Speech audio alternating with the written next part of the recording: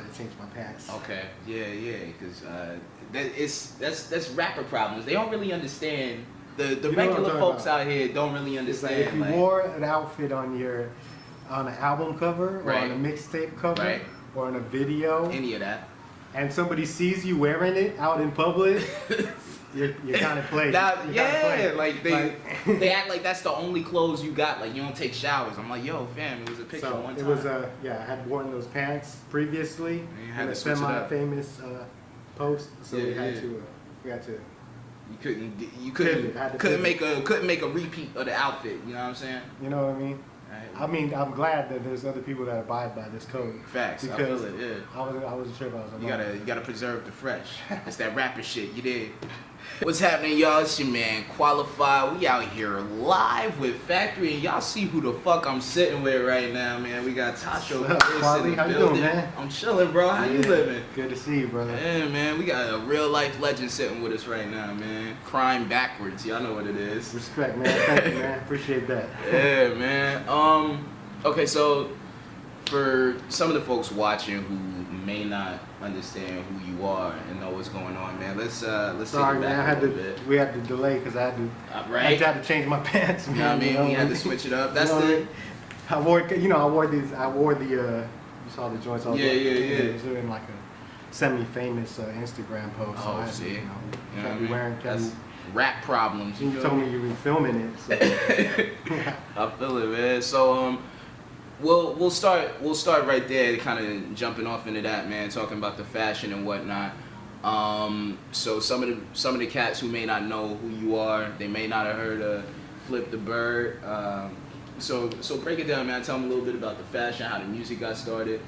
As far as an MC and an artist, started back probably recently. Right now, what I was just listening to is our Invisible Ink, which turns 20 years old. We released that in 1999. So we have a project called Walkman Classic and the Upper Hand EP. And we got out there. We went out to the Bay Area and we were promoting it. Got on the radio out there. Even ended up freestyling on the radio with LP. A young LP. This is like before the Fun Crusher. This is before the Raucous. This was like a white label. They had the Fun Crusher EP. Yeah, man, he is just a beast, as you can imagine. Just like Run the Jewels now. Yeah, crazy. But even back then, but just getting out there, you know, and promoting the music and getting to radio. We got onto the Wake Up Show. This is in '99. Got on the Wake Up Show. Same year, prior to that, we had just been huddled up in my man Mr. Rios' house every weekend. We listened to the Wake Up Show because you could pick it up from this station on Maui. So we go out to his side on the east side and we could pick up the Wake Up Show. And we had sent them the first EP and they ended up playing one of the joints. And we were all out there one night and we just listened to this shit like religiously. Like when Eminem would come through and he did his freestyles for the first time and like blew everybody. He was like, yo, he's like, I'm keeping it raw, illegal like Malik and Jamal. I don't believe in the law, like I'm Steven Seagal. And all that shit, like, he was just like snapping. And you know, like that, and that was what we were into at the time. And when they played our shit, that was like crazy for hip hop artists, you know, out here. That was how we really reached and promoted our records back then. Before you could email or send links, you had to like go with a record to the DJ in the club and like give them your record. Or go to the radio and try to get them to play. Back then you couldn't just send a link, man. You couldn't hit the DJs up in their DMs. You had to go do the work, man. Yeah, but it was cool though. I mean, that was we really didn't get a lot of, you know, spin in the club. These are super underground records, but we still, I mean, they're just some good hip hop songs for sure. I revisited them recently. And it was pretty dope to see. Like I looked up Pure. Invisible Ink, and that's one of the songs I did with Todd G. And it came up. Shout out to Todd G. Anyways, we were listening to it, and I looked at the comments, and people were like bugging out, and they're hearing it for the first time like 3 months ago. So like 20 years later, they're hearing this song for the first time, and they're like, "Yo, it's just pure hip hop. You know, it's that raw shit." You know, this one guy's like, "Yo, I was working on a drawing, and I just listened to this, and they helped me get it done. This is that creative, you know, what I needed." So it was like. That was like a little wormhole of like cool positive reinforcement. Yeah. Sometimes you be getting like, as an artist, you never know if people are fucking with you. Or let you know you're still on the right track. For real. At least 20 years ago I was. I feel it. Yeah. But from there, we ended up getting on the Wake Up Show. They put out these best of freestyles. Yeah. Every year of all the freestyles. So it'd be like KRS-One. And actually, I brought it. I have the record actually right behind. You might grab it. It's right under that hat right Shout out to Stood off camera. Stood, my man. Doing everything. Yeah, so this was the Sway and King Tech Freestyles Volume 6. So every time you would go to the Wake Up Show, it was like a kind of like a proving ground where the dopest MCs, you had to show and prove. Heads were getting chopped off left and right, you know what I mean? You had to be sharp with it. We had Pharoah Monch, Jurassic 5, Onyx, DMX, Eminem, KRS, the Jizza, Dilated, and look over here, down here, Tassho. And I wasn't even going by Tassho. That was like I was still like Akira 8 back then. But they kind of had the foresight to know I was gonna end up eventually just use my real name. Because when I met them, I'm like, I'm Tassho, and just like casually, you know what I mean? And so from that was just insane when that happened, and it actually worked in my favor because one time I was later on I was in Canada, and with my future wife, future in-laws, basically my girlfriend's parents, and we were in a store. It was called I think it was like Fry's Electronics or something up there, and we went in there. And I actually found this CD, and I was with her dad at the time. And she's like, "Who's this rapper boy trying to like get with my daughter?" But he saw that. And they know me in Canada. Yeah, see that? He's legit. But shout out to Sway and Kick Tech and Revolution, and they just gave us like the confidence we needed to keep going for years and years until eventually I went completely on my own solo as Immerse, and that's like basically. If you know me, you either know me as Akira 8 or Immerse, and the newer people might know me as Tassho or the original people. So it's kind of like full circle, know me as Tassho. So as when we dropped the first Immerse, we 2003, same thing, hit the radio, hit the club, but this time the DJs in the club were actually like, I fuck with this, and they would actually play the shit, and that was the reaction we got. And even more importantly than that, when we released that project, we did a clothing line, just basically merch for the album. Excuse me, fucking parched. There you go. You know what I mean? But and then this is when we dropped when you dropped Honolulu and all that too, right? This is when we dropped Honolulu. Yeah, that was the first single. That was big. It was like #1 on radio out here. It was a crazy time, you know what I mean? Like that record just went all over the place. It was an anthem, for the city. Oh, see, that was during the love time. Was crazy. It was just like, that was during the time I was in high school. Still was in high school. So like we was out here in the streets of cats was really bumping Honolulu. Like that was the joint. Like it came on the radio. He's like, yo, hold up, this motherfucker from here. Like he's like, yo, holding it down. Like you know what I mean? Like everybody, it kind of gave like a sense of pride too. Like being here and like even though at that time I wasn't like really recording anything, but we was freestyling. My homies knew like, okay, this is one of the cats who spit. So like it kind of legitimized. Like what we was doing on the level where we were at, because it was like, yo, see, this man, we could see somebody from here doing it. And the same respects, man. Like I feel that, man. That's like love. That's that, thank you. And I want to definitely like reciprocate that when I hear your shit nowadays, and a handful of the artists, it's like a great collection of talent and skills and fucking dope MCs right now, and fucking definitely proud when I hear you guys do your thing, because shit is dope, man. Shit's fire, yo. Hawaii, man. HI. Man, we gotta do it, man. This cat opened a whole lot of doors for all of us, man. So let's talk about that a little bit. So Honolulu dropped, and then everything kept moving. You had the shoes that came out. Yeah, that was okay. So that was right at 2007. Yeah, I already started the clothing line full 100%. you know, that was just my 100% job, was just working on the clothing and designs and actually going out to stores in different markets. Talking about like UBIC in Philadelphia, Bodega in Boston, of course the homie St. Alfred in Chicago. There you go. And just giving them product samples, you know, meeting with them, showing them our designs, and people started messing with it, and it started just through these certain locations and brick and mortar shops and tastemakers, we were able to, you know, get a little buzz in the game as far as a totally independent clothing brand, which led to being able to do a sneaker with Russell Simmons. Shout out to my man Hakeem, who made the connections there, and you know, we were able to meet with them, and I was sitting at the Halekulani. I remember when we first had the meeting on the table, and this is a story I always tell, but because this is the gem that I really received that Russell gave me. Like we're at the table, and I'm like kind of nervous. I got my new clothing line. I'm like, hey Russ, man, you know, I'm a huge fan. You know, I was like, seriously, I am. I mean, I was like, I'd be at the Run DMC show with my Adidas in the fucking air, and to be doing a shoe with Russell later on. And so it was like, and speaking to him, I was just like, man, if there's any advice, I have this new clothing brand, and he's looking at me, and we're at the breakfast table, and he just met me through Rashid, who oversaw the whole project, and he says,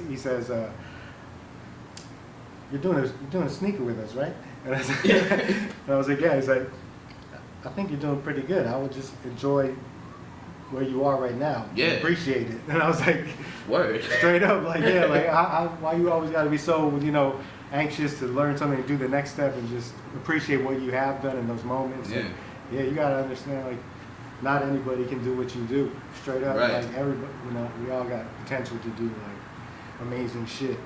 And so, nah, man, because I remember when the shoe dropped, of course, you know, big basketball fan, so I'm flipping through Slam magazine, and I got like a full page of the joint. I'm like, yo, like, that's here, that's us. Shut up! Wait, no, you.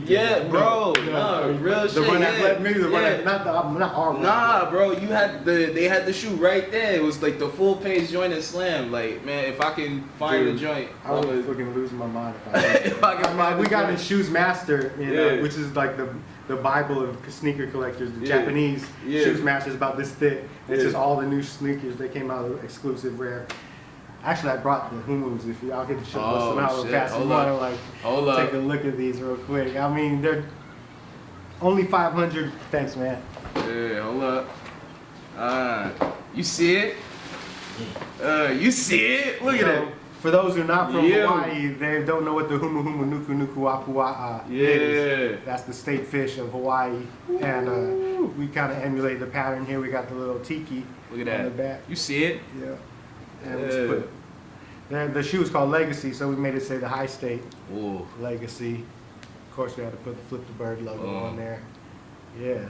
That's what's up, man. But I mean, I think we should really be contacting Guinness for like as far as like the you know, longest shoe name. I don't feel like there's no other shoe name. It's gotta be Humu Humu Nuku Nuku. Yeah, I mean, like, come on, gotta get that. Yeah, you gotta get all the credit. You gotta get all the credit. Oh man, so so we had the shoes that came out. I remember when the opening that when that dropped, you had the front page on MySpace. So that's the same time the shoes dropped. That's the second wave of and when I actually came out as my real name, Tassho Pearce, instead of coming out under Immerse. So that was the new era, and through that got to do in 2008. We did some couple festivals. You know, we did out there in Pemberton Fest in Canada. You know, Jay-Z, Coldplay, 9 Inch Nails, and that's really the first time I ever saw Jay-Z like in real life in person. And he's like Hove, you know, the God. And I was like, I remember being backstage and I saw it just like corner of my eye, just like.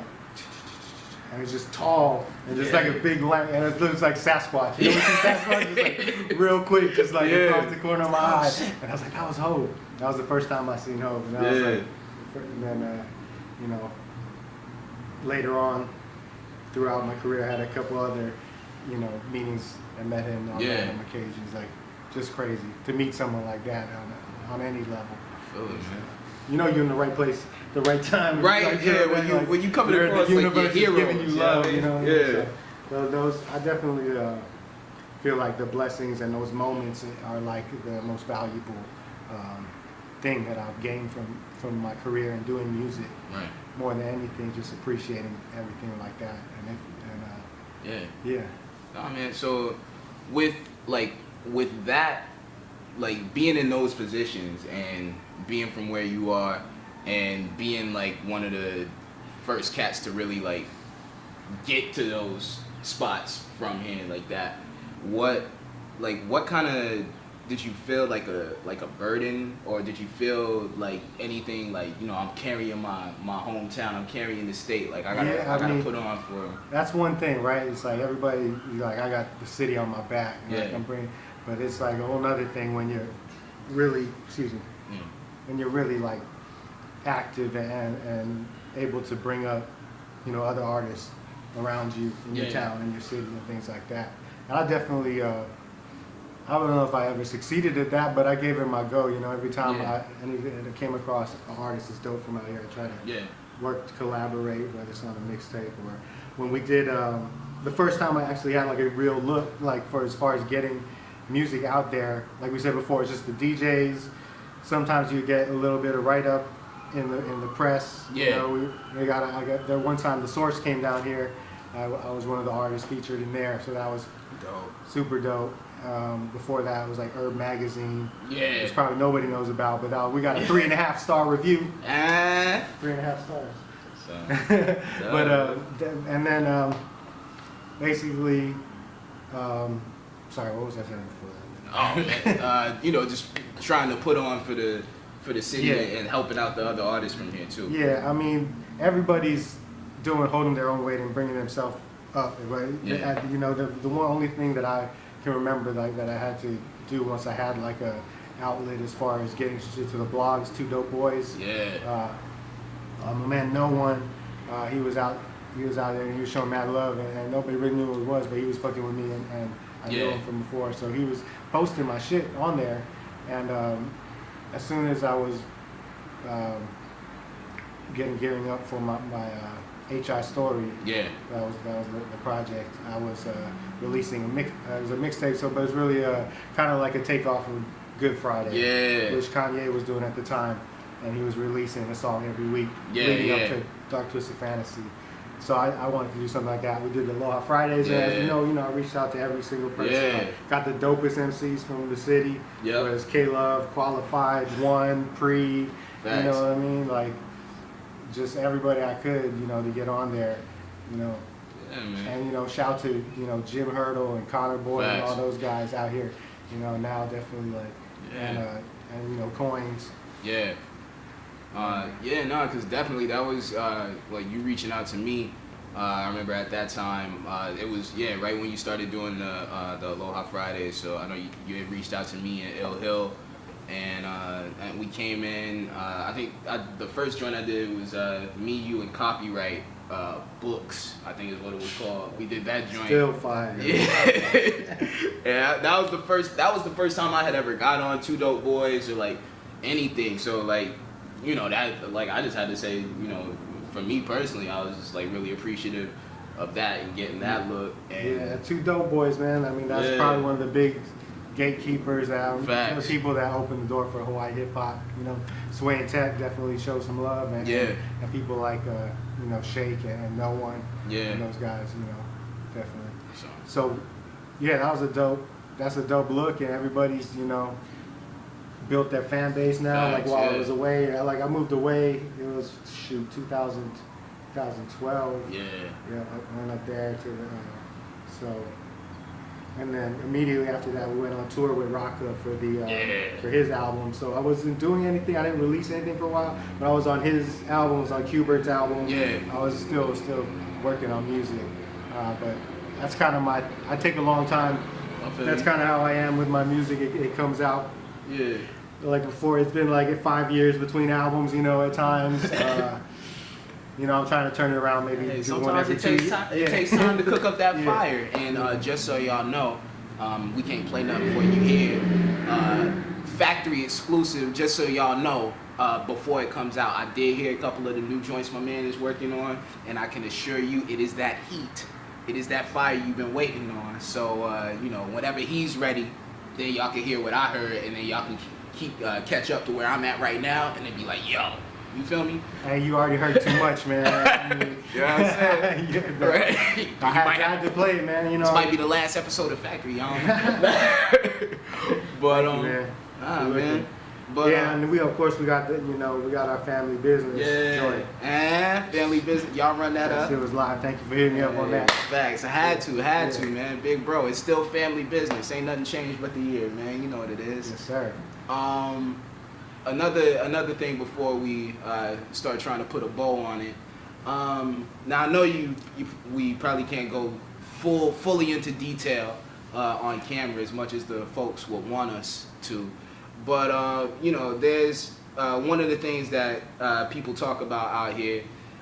You have a certain working relationship with one of the very, very, very big names in hip hop out here, and there was a YouTube clip that went around. My man shouted you out. I think it was in Iceland. It was Poland. Poland. Was crazy. Yeah, like that was crazy. Like sitting there, and I remember seeing like the YouTube clip popping up online, and when I saw like Ye give a shout out to Tassho Pearce, I was like, yo, hold up, man. Like that's big, bro. Like I'll be at that point we had already like been working together and shit. So I was like, yo. One of my just okay, word, like you know. I mean, I would tell people that I was in the studio with them, but there's a certain, you could see even on the walls they had the signs. Just shut the fuck up sometimes. Yeah. Don't tell anyone anything about anything we are doing. Right. I live by those rules, not only in the studio, but in my life I try to think. But not, but no snitching over here. Studio rules, life rules, you know what I mean? But like. To be honest, it was the most amazing, like craziest experience to be able to be there and just see, dude create on this genius level, and everybody that was around Ye at the time, from Cudi to Big Sean to Sci-Hi, they all came out to Hawaii before they were signed to Good Music. Ye flew them out. This is during like 808s and Heartbreak. Damn. And so everybody kind of had that same experience. They would come, Ye would bring them out to Hawaii. They worked on some shit, and then they ended up signing to Good Music, Big Sean, Cudi, Sci-Hi, and it was like a dope time, And like look at those artists now; they're all legendary, right. In their own. So, and then to be able to get with Cudi, who I opened up for him a couple of times, but how I met him was in the studio, when he had come out for 808s. And it's just wild, man. Just an artist that you really respect, and you like the music I really fuck with. All those people that I really fuck with musically and as artists and people, I'm able to like move around and be cool with. And that's the biggest blessing to me, honestly, out of everything. Like I was able to be in the room, maybe throw around some ideas here and there, but nothing major. Like dudes are geniuses and coming with the some of the craziest songwriting you could ever imagine. So that was just like a greatest shit of all time, basically. And I still, whenever I have the opportunity, try to get in there and work on stuff, whether it's with the leak, via online, we'll just be working on shit, sending ideas through. Shout out to Malik Youssef, check out his new album. Hey. But yeah, just the experiences and the blessings. Like I was never like trying to get like paid or credit or fame off of that. I just really, honestly, was just stoked to be around and just chilling and seeing that shit go down. Like really for the love of the art type shit. Dude, like. And I heard like even I think Pharrell had done that with Tribe. They had given them just access to where you just be there. And like when you have the opportunity to be there, like I would never leave. Honestly, dude, but that's how everybody was, because nobody would want to leave before Ye. And he's the hardest working dude I've ever seen in my life. And people, don't want to be leaving before he takes off. So it's like there's just around the clock. That's crazy. Yeah. chefs come into the studio because you know, his house is like 10 minutes up the road. Yeah. He's just crashed on the couch, and then, you know, I've seen him he'll be sleeping on the couch like this, and a beat will be playing, and he'll just wake up, and he'll run in the booth, and he just lays down like the craziest fucking verse you ever imagined. Yeah. Like, it's just like, even in his dreams, he's coming up with ideas. Still with the shit. And I've already said too much, man, so that's all I'm going to say on that. See? We gonna keep it rolling after the camera go off, but y'all, that's too much. You know what I mean? But, I guess a couple more things, one more thing before we wrap it up, man. Like, if, to all of the cats who are out here, who are following in your footsteps, trying to go through the doors that you've opened up, man, like what, and now that you've been outside of here and worked outside of here and been around and people know who you are outside of Hawaii, what would you give to the artists who are trying to come up? What advice would you, like, if it was one thing? You know, some of the advice is stuff that I would, you know, do myself as far as going out there and, you know, actually going into other markets and introducing yourself to DJs, because you never know. I went on a family vacation with my wife to Australia, and I met this cool DJ. Her name was Maya Jupiter. Turns out she had a radio show. She said, come through. I go to the radio show. This is right after Honolulu dropped, right after that whole time. I gave her the record. She ends up playing the song on Triple J Radio, which is the whole continent of Australia, and like doing an interview.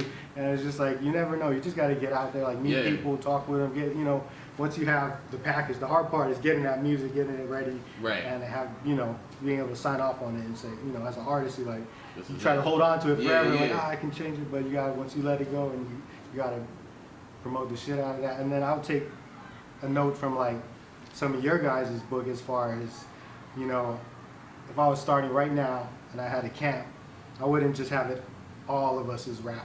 Everyone's a rapper. I would have a couple rappers, and then the other guy that's like really about business and wants to like learn about business and management and accounting, even something like that. Like get a team like that, and then the other guy, it's like, I'm a cinematographer. I have a vision. I want this. This is how I want to, you know, present my art to the world. And you get these guys all in line, and people are doing it for the love, because that's just, you know, everybody's on the come up.